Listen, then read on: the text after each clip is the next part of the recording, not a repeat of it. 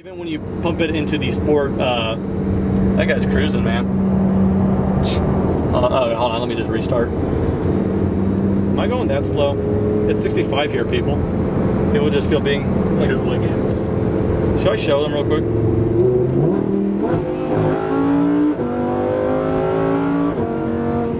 So we're cruising right now doing about 65, and I have to say, why are you, no.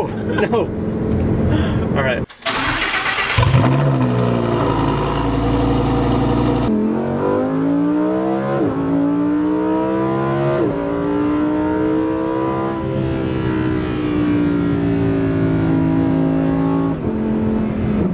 Hey guys, Brandon here with Exotic Cars 19 doing a review with the Huracan Performante.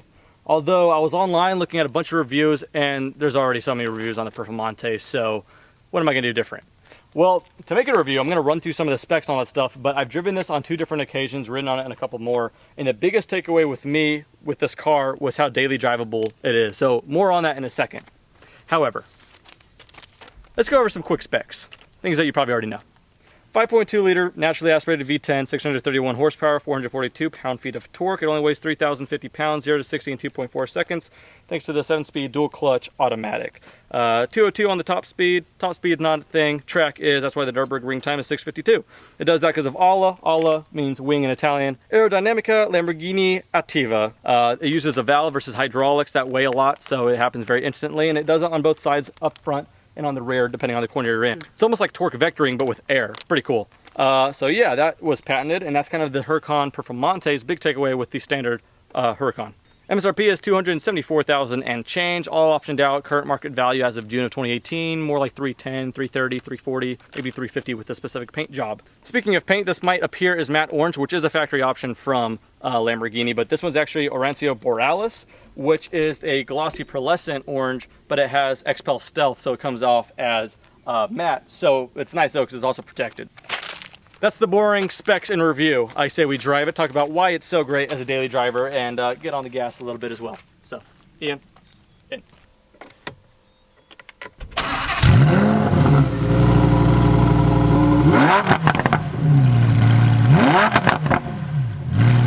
Where's the AC on this thing? You're not getting any? Can we test out the AC? Hey, Leia, how daily drivable is this? AC is working for me pretty darn well.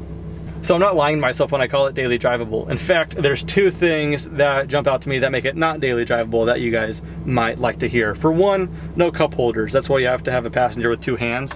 Yeah, no cup holders. In fact, leading on to the next thing, storage space in general. You have like a little shelf back here. Not that that's gonna hold items too tightly. I guess you could fall back to the back of the seat here. You have a glove box, which is nice, although it is kind of tiny. You might be able to put 2 gloves in there, actually, now that I look at it, but yeah, it's not that big. Front trunk. It's decently deep, but yeah, I mean, it's not as good as the McLaren as the owners of this have talked about, because they compare it to the McLaren. McLaren, you could put a whole Ian cameraman back or in the front trunk. This one, that fits the camera stuff pretty nicely. That's kind of about it. So if you could get past the limited storage space, you have another vehicle for that. Other than that, this thing's a great daily driver, as we'll get into as we start rolling here. Reverse backup camera, as I pull up here, in front of your dash actually is a pretty nice display. So it's guided lines, so yeah, it's actually pretty darn nice. Now 2017 and newer models are mandated to have a rear view backup camera, so you see a lot of manufacturers like cheap out. This is nice. They did more than they had to, and that's kind of cool. I like the way it's displayed as well. So we get out of reverse, put in drive, flip up the pedal. I'll say you're in first there, and we will be rolling. So as I'm pulling out of the neighborhood nice and quietly, we're in Strada mode, one of 3 of the different driving modes. Strada is just the standard street mode, and I have it in automatic. This is where it feels like a Audi S5 or something like that. I don't mean that as an insult to Lamborghini and the whole Audi thing. This is where it really, really works, that partnership there, or that acquisition, because I'm telling you, it's not that bad. It's actually very, very smooth. The ride is very smooth. But let's go over another mundane thing. Visibility is not that bad. The wing is tall enough to where it totally clears. The rear view angle there, the side view mirrors are very, very broad. So once you adjust that fine, it's not bad at all. It's very, very low, just kind of like the angle of the windshield and all that stuff, but it's not like it's really blocking you. In fact, it's just different and you just get used to it. Other than that though, yeah, the B pillar and kind of where that strut is back there, It's pretty thick. That is quite a blind spot. The way you just deal with those, you just accelerate away from your blind spots and then you're pretty good. Another thing, some people would argue that this would fall under the not daily drivable part, but I kind of put it as a drivable part. The mile per gallon is 14 city, 19 highway. So it averages out to where it's just barely, ever so slightly better than the GT350, which I always talk about is the thing that is not daily drivable with the GT350. But it's just a Lamborghini naturally aspirated V10, so it's a little bit more acceptable here. Also, the fuel tank size is 21 gallons versus the GT350 is like 15 or so you'd have to fill up less often with this, other than getting 1 mile to the gallon better. So that's the last GT350 comparison I'll make. So for a Lamborghini, it's actually not that bad, especially compared to some of the predecessors. So I'll put that under the daily drivable aspect for what it is. I'm gonna sound like an old person here, but I have to rave on these seats. These are not the sport bucket seats. I'm not gonna tell you how to spend your money, but if you're gonna get a Performante, these comfort seats are the way to go. Honestly, they are bolstered and sporty enough. They will definitely hold you in place, but they are not too much at all. I have not sat in the bucket seats for the Performante, but I've only heard so many things that they are not too joyful at all, actually. So as far as these comfort seats go, I'm a big fan of them. They support you plenty enough and you can drive. In fact, they picked this car up in Dallas. We're from Austin area, Central Texas. So a couple hours and they weren't too fatigued after that drive. So yeah, I could talk all these wonders about the seats. In fact, one crazy thing, I was so surprised to hear this, they're heated seats. Not on a day like today, but you know, just to show you, I was so surprised to see that.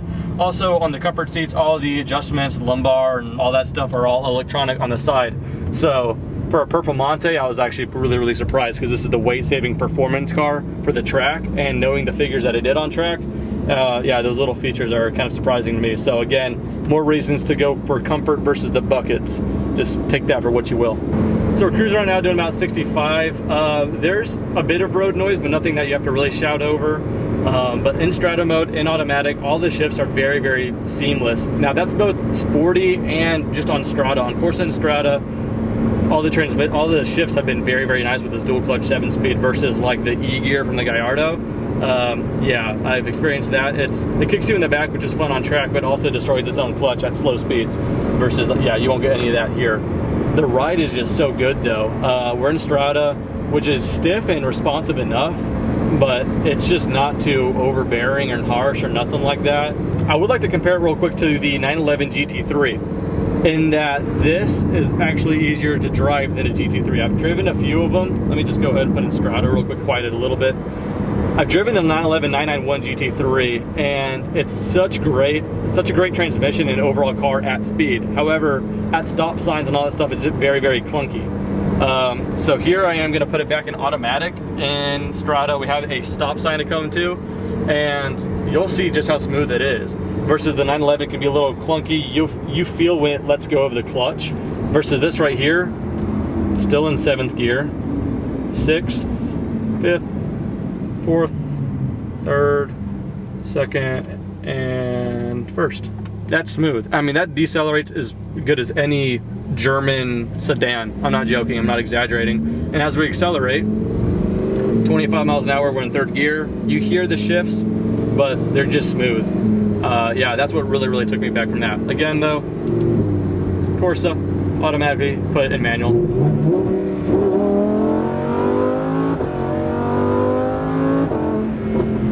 Another big thing is this has, like a lot of cars nowadays of this caliber, has the lift right here, the nose lift. But how much it lifts, that's the crazy thing. This is yet to scrape on anything. Their driveway incline, the GT350 even will scrape a little bit. I guess that's one more reference to make with the 350, but yeah, this car once lifted up, and it doesn't take too long, 5-7 or so seconds, and once it's up, I mean, it'll clear every speed bump and driveway incline that you throw at it. So that's really nice. And like I said, it acts pretty quickly, activate and deactivate. So that's a big takeaway with that. Other than that, I'm just kind of rambling over some mundane things on a not so mundane car. I guess that's the end of that, and we'll just start driving a little bit more spiritedly. But take this away from this review. This car, although it is a Lamborghini, but it's a Huracan, but it's the track-oriented version of that. It's not overbearing, it's not intimidating, it's actually very easy to drive. So it's nice to know it could do the mundane things well, but flip it down to Corsa, the whole new menu system changes. It's automatically put into manual transmission only, so, and that's something that I gotta talk about on its own.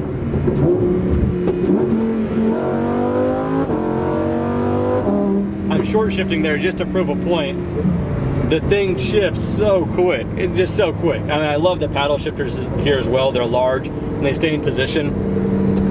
But yeah, these paddle shifters just feel so angled. Forged carbon fiber along with a lot of parts on the exterior and interior of the car. Matte forged carbon on the inside, glossy on the out. Looks so good, but yeah, just the transmission.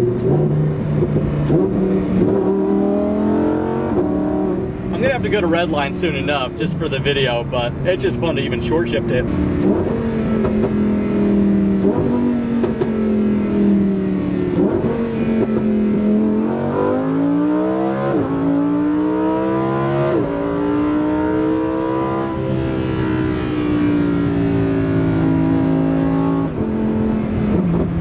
It's like a whole different sound at the last 600 RPM. It's just a whole different dimension. So, oh, naturally aspirated for the win.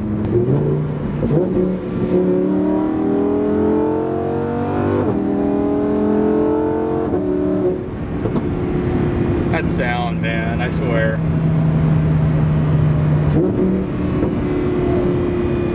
Dairy Queen? I'm going Dairy Queen for dinner. Huh? I kind of want to get a DQ. Call Steven. I got a favor. You mind if we go to DQ in this thing, not the drive-thru? We'll just park and eat it, watch it outside. All right, thank you, man. Bye. He said no. We go and get some DQ blizzards.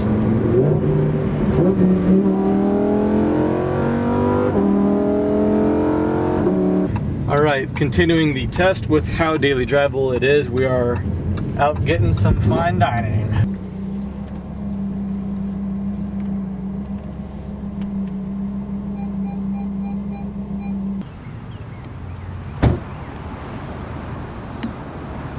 One thing to mention with this car for sure is the attention, as you would expect. It's the combination of the car itself, the color, that matte orange, or the film on this orange.